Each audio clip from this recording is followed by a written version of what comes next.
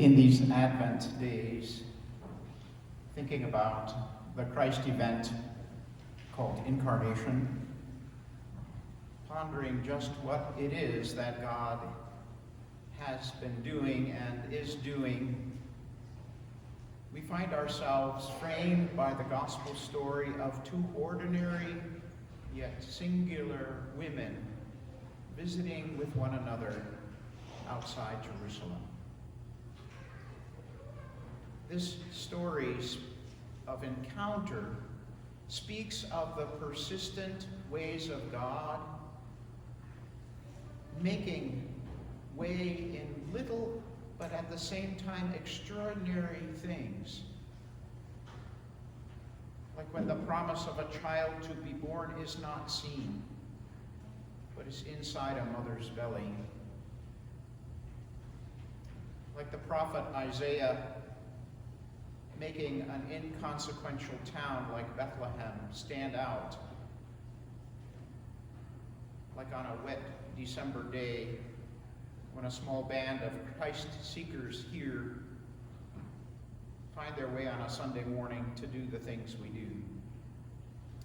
Sing, pray, listen, love, and eat, as if it might make a difference. Find hymn 257 in your hymnal, if you can. O come, Emmanuel, a gathering song. Its texts, called the great O antiphons, originate from the monastic tradition, each stanza marking prayer during the last week of Advent. See the note in the hymnal for the assigned texts and days to pray.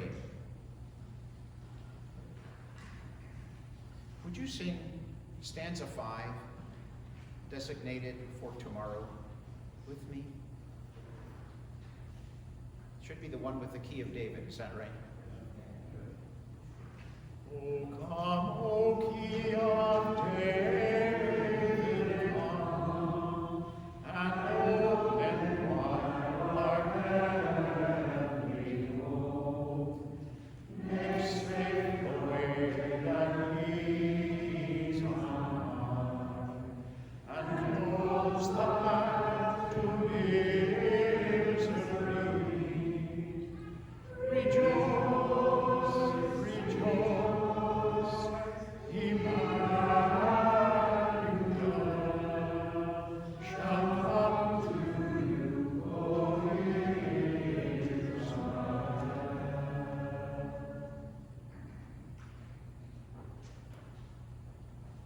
G.K. Chesterton, living in England in the late 19th and early 20th century, was a deep thinker in the Christian tradition. Chesterton has been called the Prince of Paradox.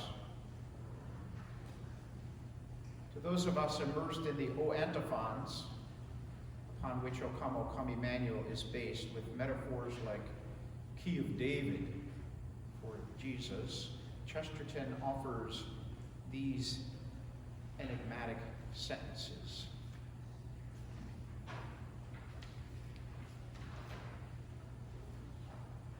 Good news. But if you ask me what it is, I know not. It is a track of feet in the snow. It is a lantern showing a path. It is a door set open.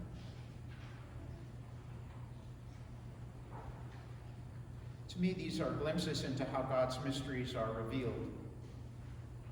Not always with sound and fury, but with an opening that entering upon and through I'm amazed and in awe.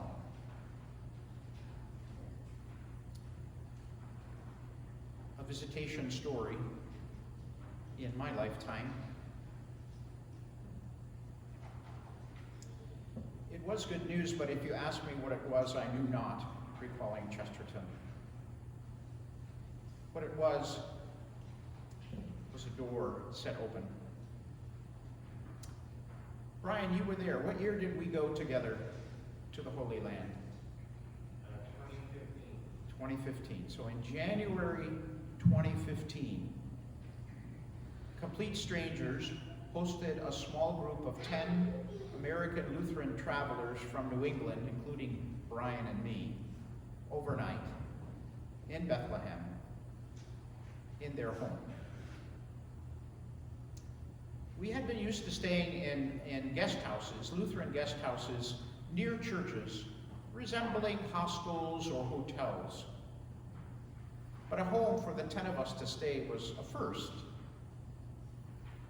and a mystery. We were promised accommodations, dinner and breakfast, and a glimpse into domestic life for Palestinians. And this family's main connection to us was that the mother in the family, Abir, was a teacher in the nearby Lutheran school. We were dropped off at their place in a somewhat nondescript stone compound, typical of that part of the world. This was in a residential neighborhood, hilly, somewhat urban or suburban. It was outside the town. Some trees, but mostly stone and pavement. Walking through the door, we were treated like family. We ate stuffed grape leaves, kibbeh spiced ground meat, hummus, pita, salads, and for dessert, sweet pastries like baklava. At the table with a mom and a dad, daughter and son, and grandmother. We were then invited into the living room to hear the teenage daughter sing while playing a stringed instrument unfamiliar to us. And I practically wept at the sweetness of the song, sung in Arabic, knowing that for that family in January, Orthodox Christmas would be celebrated the very next day. There would be parades, music, Santa suits, and joy, even under the ever-present occupation. Our hearts were warmed to be in this company at our visitation. And to us, this was a door open to the mysteries of God in a place we never imagined. I remember some of the conversation we shared, how beloved of each other this family was. Mostly I remember the feeling that we all belong together to the love and the promise revealed in ordinary human encounter that ends up making you want to weep for the hope that you find and sing freedom songs with a teenager.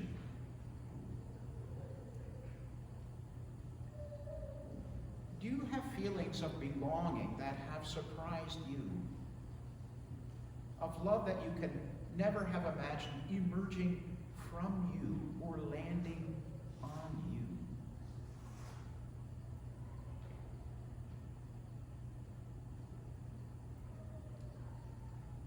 Another visitation. Here today, on the fourth Sunday of Advent, we enter the gospel story of two pregnant women, one young and one old, providing yet another door set open for the mysteries of God. Mary and Elizabeth know the uncertainty and the joy in their bodies. While their pregnancies each have their own significant peculiarities, more importantly, each carry their own agency, their own power to reveal the hiddenness of God in their keeping company with one another. To Elizabeth's home in what is currently called Ein Karen, Mary ran, knowing she was pregnant through the whole angel Gabriel grand announcement, where her initial response was, okay, only to gain strength and solidarity with her older cousin. Notice the absence of men in this story. In that stone house, as soon as two growing bellies come into proximity with each other, Elizabeth knows in her gut that there is a seismic stirring from the big kick that John offers, which we hear is a leap. Here inside a home, the storyteller says that old Elizabeth was filled with the Holy Spirit. She burst with a shout to her young, pregnant, unmarried cousin Mary, "Blessed are you, and blessed is the fruit of your womb."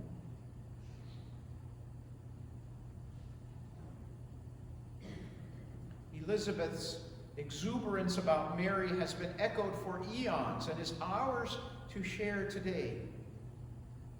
Here's an ancient ode from 8th century Ethiopia, just a little piece of it. Your womb, more God, before whose majesty mortals stand in awe. Your lap held the glowing coal. Your knees supported the lion, whose majesty is fearful. Your hands touched the one who is untouchable. You are the basket for this bread of ardent flame, and the chalice for this wine.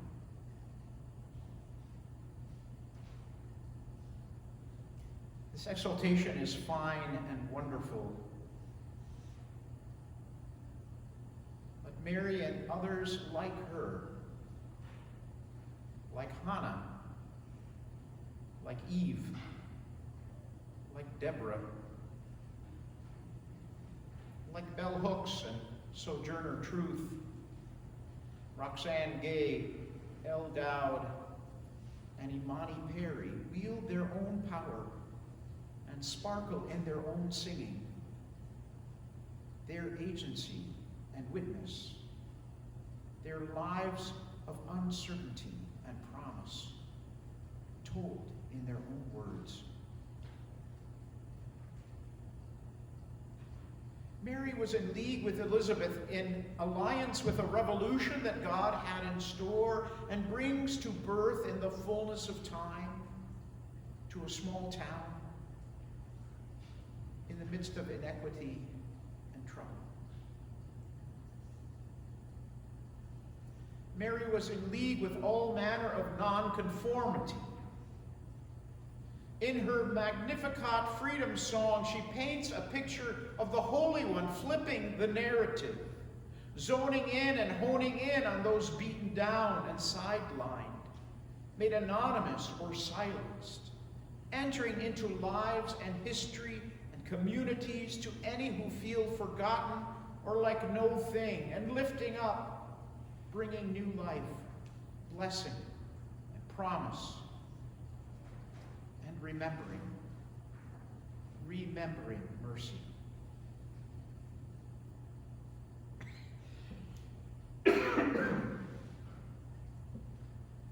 Visitation in New Haven.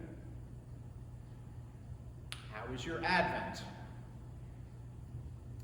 Will you find a place in this time to notice the hidden ways of God, overturning the ways that are beating us down, by showing up in human encounter, in women young and old, with singing that announces good news through an open door, a dirty stable, a city and a church, and in homes trying to get by, get on, and get through. Will you carry on through waiting and longing, uncalled for violence and too much death? Will you give honor to bodies throughout history, in our own lifetimes, on crosses and out of tombs? Bodies that are suffering and expectant in this very room.